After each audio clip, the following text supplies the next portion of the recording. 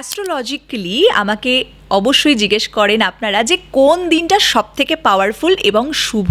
দেখুন, জন্মছক অনুযায়ী তো প্রত্যেকটা দিন সবার আলাদা, কার কোনটা লাকি ডে, বাট আজকে আমি অ্যাস্ট্রোলজিক্যালি বলবো যে কোন ডেটা সবথেকে পাওয়ারফুল। সেটা হচ্ছে থার্সডে।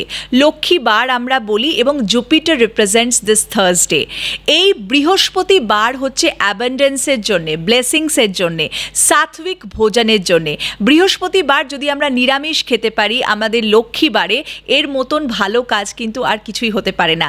এই দিন আমরা লক্ষ্মীর ঘট স্থাপন করতে পারি, আমরা মহালক্ষ্মীর স্তোত্র বলতে পারি, চণ্ডী পাঠ করতে পারি আমাদের নিজের গৃহে। এখান থেকে বাস্তুরও প্রসপ্যারিটি আসবে এবং আপনার জীবনেও কিন্তু ব্লেসিং অ্যান্ড ওয়েলথ অ্যাবান্ডেন্স অবশ্যই আসবে। তো থার্সডে অবশ্যই মিস করবেন না, লক্ষ্মীর পাঁচালি অথবা লক্ষ্মী চালিসা পড়তে একদমই মিস করবেন না।